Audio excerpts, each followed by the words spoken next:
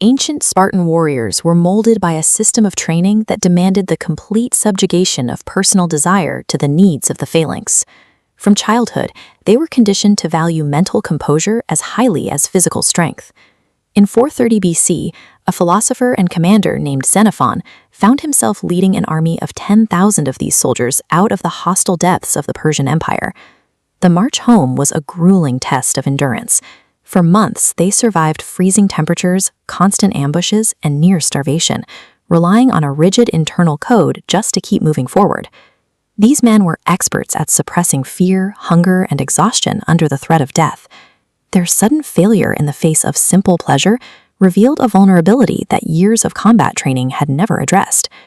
Deep in enemy territory, the exhausted army finally reached a wealthy, secure village. For the first time in months, the soldiers had access to abundant food, warmth, wine, and women. In a single night, Xenophon watched his most formidable fighters completely unravel. Men who had stood firm against Persian cavalry threw aside their weapons and surrendered entirely to their own lust. It defied all logic. These soldiers could march through freezing rain and withstand the horrors of ancient combat without blinking, yet they couldn't resist a few hours of basic physical pleasure.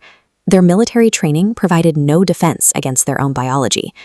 The breakdown proved that relying purely on willpower to fight desire is a losing strategy. Watching his best men disintegrate, Xenophon realized a terrifying truth about human psychology. Desire does not reason with you. It bypasses logic entirely. The moment an urge hits, a psychological hijack occurs. Your rational mind instantly switches sides and works for the desire. It builds the case against your discipline, feeding you rationalizations. You've earned this, or one night won't hurt. If you wait until the urge arrives to try and fight it with sheer willpower, you have already lost. Desire has taken the steering wheel, and your own mind is pushing the gas pedal. To defeat an urge that actively weaponizes your own logic, you cannot rely on in-the-moment resistance. You have to launch a preemptive strike before the temptation ever materializes. Xenophon developed a daily routine to outsmart this biological bug. Every single morning, he sat down to write. The timing was critical. He executed this protocol at dawn, when his mind was entirely cold, rational, and completely free of any immediate urges. Instead of writing down vague moral platitudes about why indulgence was bad, he documented the brutal, unvarnished truth of what lust actually cost him. He wrote clinically about how the urges drained his physical energy, erased his ambition for the day, and reduced a military commander into a slave chasing instant gratification. By forcing his brain to process these facts repeatedly in a cold state, he installed a mental firewall. These truths became automatic reflexes, pre-programmed to activate long before desire could hijack his reasoning. Thousands of years have passed, but our biological hardware remains exactly the same. We possess the same psychological vulnerabilities as those ancient soldiers. I learned how powerful this vulnerability was at 16. I was home from school in the middle of the afternoon, completely zoned out and lost to internet adult content. Then my bedroom door slammed open. My father stood there, taking in exactly what I was doing. He didn't yell.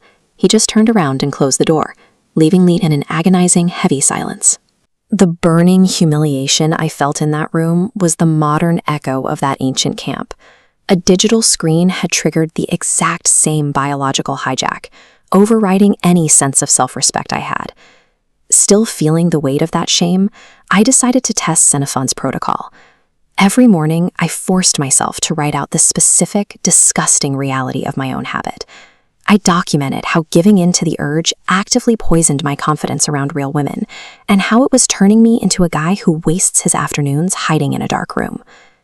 It took weeks of writing those brutal truths every morning before the mental shift took hold. The urges didn't disappear through luck. They lost their power, because the morning ritual had pre-exposed the lies my brain would try to tell me later that afternoon. I finally understood the reality of the cycle. Giving in to lust is exactly like drinking salt water. It promises relief, but the moment you swallow, the salt rapidly accelerates your dehydration and leaves you far thirstier than before. Ancient warriors didn't defeat desire by white-knuckling temptation in the dark. They achieved mastery by establishing unshakable principles in the clear light of